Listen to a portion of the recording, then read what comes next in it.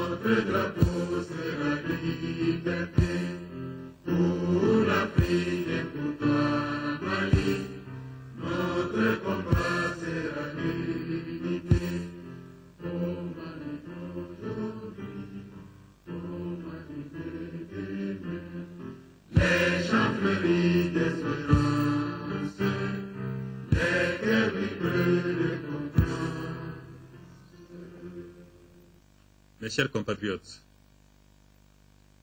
chers frères et sœurs d'Afrique, chers amis et partenaires du Mali,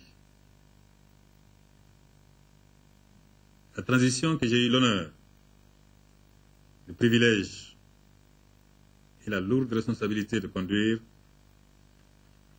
arrive à son terme. Comme moi, vous l'avez vécu. Dans tout ce qu'elle avait de pathétique et de tragique. Nous avons créé ensemble. Nous avons tremblé ensemble. Nous avons souffert ensemble. Résisté ensemble. Prié ensemble. Nous nous sommes battus ensemble. Et ensemble, nous avons gagné. Dieu était de notre côté. Nos voisins et nos partenaires aussi, qui nous ont portés dans un élan sans précédent.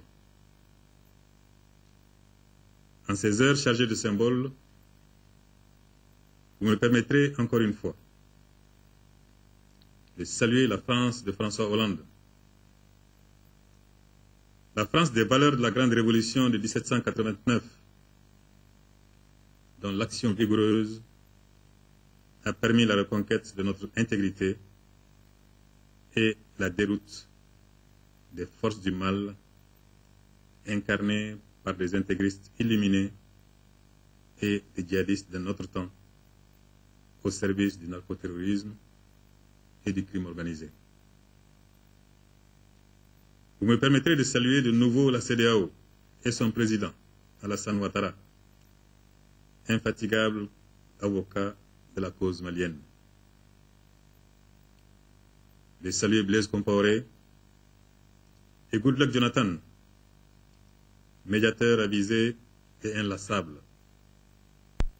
Boni Yahi, qui à la tête de l'Union africaine a tant contribué à mobiliser la sympathie internationale pour le Mali. Vous me permettrez de saluer avec une insistance et une déférence renouvelée Idriss Déby Itno, dont l'armée a visité toutes les grottes de l'Adrar des Iforas et participé vaillamment à la bataille contre le narcoterrorisme. Vous me permettrez de saluer en ces moments d'émotion Macky Sall du Sénégal, Mahamadou Issoufou du Niger, John Dramani du Ghana, Faure Gnassingbé du Togo, Alpha Condé de la Guinée, dont les troupes, aux côtés de celles du Mali, du Burkina Faso et du Nigeria, ont défendu la maison Mali qu'ils ont voulu commune et debout. Vous me permettrez également de saluer les commissions de l'Union africaine, de la CEDEAO, de l'Union européenne ainsi que les Nations unies pour les longues heures passées au chevet de ce pays qui ne sait pas oublier les bienfaits qu'on lui prodigue. Enfin, merci à tous nos partenaires qui, le 15 mai à Bruxelles, avant et après, ont tenu à participer à l'effort de reconstruction du Mali. Que tous nos voisins, en particulier l'Algérie, la Mauritanie et le Maroc, trouvent ici l'expression de notre gratitude pour l'assistance humanitaire qui nous a été accordée. Nous nous inclinons devant la mémoire des soldats étrangers, soldats de la paix et de la fraternité, tombés sur notre sol, de même que devant la mémoire des soldats et civils maliens tombés pendant cette crise. Mes chers compatriotes, chers frères d'Afrique, chers partenaires et amis du Mali, soyez avec moi pour remercier le gouvernement qui a conduit à son terme ce délicat processus de transition où il aura fallu arbitrer entre plusieurs intérêts, entre plusieurs enjeux, qui a franchi l'infranchissable, qui a mené à bien la mission impossible. À travers le Premier ministre Django Sissoko, dont je salue de nouveau le dévouement et le professionnalisme, je m'adresse à tous ceux qui, ministres ou membres de l'administration publique ou des forces de défense et de sécurité, ont permis que ce jour soit. En gouvernant, nous avons sans doute fait du mal ou causé du tort à certains. Nous implorons humblement de nouveau le pardon de tous et de toutes. Pour ma part, au nom du Mali, que nous avons en partage, et qu'aucun d'entre nous ne devrait affaiblir, je demande à tous et à toutes de se pardonner mutuellement et de s'engager résolument sur la voie de la réconciliation afin que notre nation soit encore plus grande, encore plus solide et toujours plus heureuse. Mais surtout, je voudrais encore et encore saluer le vaillant peuple du Mali. Celui des champs et des pâturages, celui des dunes et des falaises, qui n'a jamais désespéré, qui n'a jamais cessé d'y croire et qui est sorti massivement les 28 juillet et 11 août dernier pour bien montrer sa volonté farouche de s'en sortir et infliger ainsi un camouflet cinglant à tous ceux qui avaient osé douter de lui et qui ont pensé pouvoir se servir de lui au lieu de le servir. Chers compatriotes, chers frères africains, amis et partenaires du Mali, donc demain, 4 septembre 2013, le 3e président élu de l'ère démocratique entrera en fonction en la personne d'Ibrahim Boubacar Keïta, que vous me permettrez de saluer en votre nom et en mon nom personnel. Saluer de nouveau ce soir sa brillante élection, saluer son parcours de militant que je connais mieux que quiconque, saluer le comportement démocratique et patriotique qui aura été le sien du début du processus électoral à ce jour. À ce jour, aube de promesses, promesse d'un Mali retrouvé, promesse d'un Mali réconcilié, promesse d'un Mali apaisé, promesse d'un Mali au travail, et promesse enfin d'un Mali redevenant acteur plutôt que sujet de l'histoire. Par un vote massif et net, je le répète, le peuple du Mali a voulu signifier sa volonté de mettre derrière lui le cauchemar des mois passés. Et plus que l'espoir, c'est l'espérance qu'incarne Ibrahim Boubacar Keïta. L'espérance d'un peuple, d'une nation qui veut continuer d'y croire, qui a raison d'y croire, parce qu'il veut rester une vitrine, parce qu'il est créateur de civilisation et de valeurs. Ce message du peuple malien, le président Keïta l'aura plus que tout autre compris. Lui qui est issu d'une culture de signes et de symboles. Il est le premier, je n'en doute pas, à savoir combien lourde sera sa tâche. Il est, par la force des choses, le président d'un temps de défis complexes et multiformes. Le président d'un temps de refondation, de réconciliation et de reconstruction.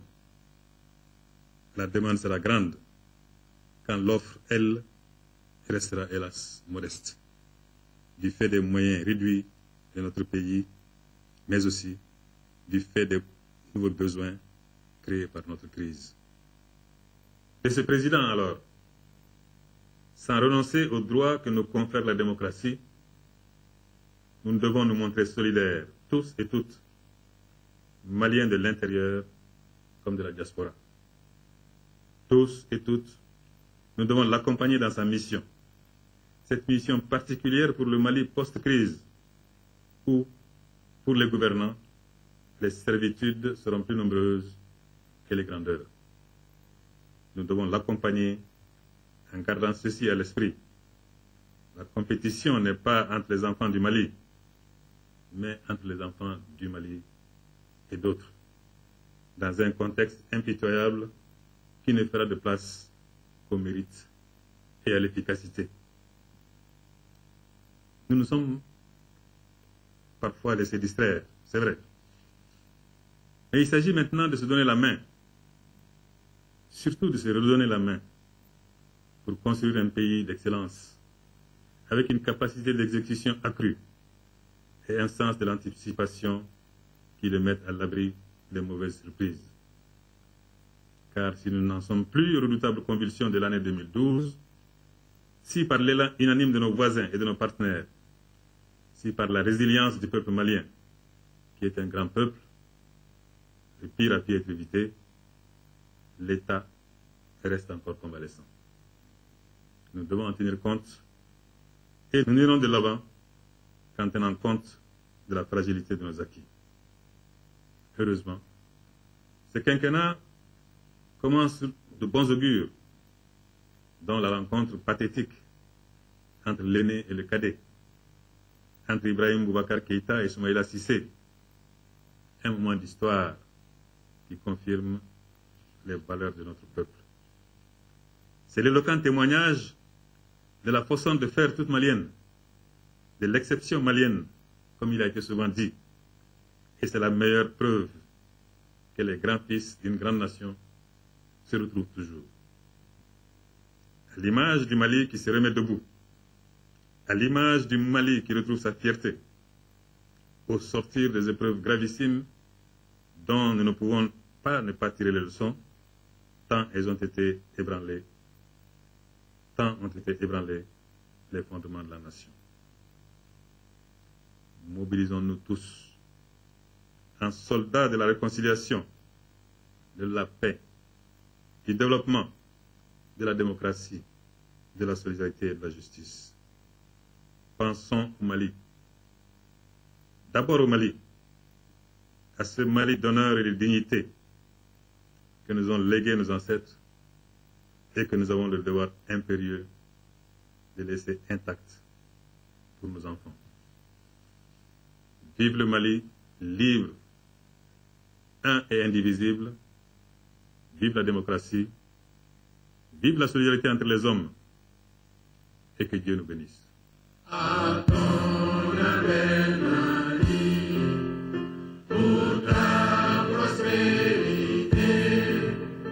Fidèle à ton destin.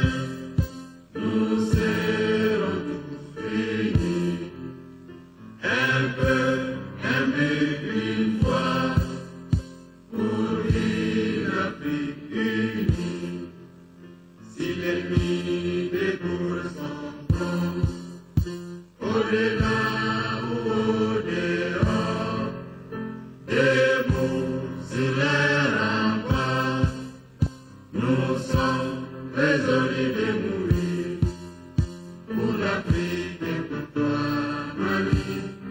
Notre drapeau sera liberté pour l'Afrique et pour toi, Mali. Notre combat sera l'unité. Oh Mali d'aujourd'hui, oh Mali de demain. Les chantreries d'espérance, les cœurs vibreux de confiance. Dernière adresse et aussi dernier voyage officiel en tant que président de la République, Dioncounda Traoré l'a consacré à la Côte d'Ivoire, dont son président Alassane Ouattara a fait de la crise malienne une politique intérieure de son pays. Ces propos sont du président Dioncounda Traoré à l'issue de l'entretien qu'il a eu avec son homologue ivoirien aujourd'hui même. Envoyé spéciaux à Abidjan, Amadou Sankaré, Youssouf Diarra.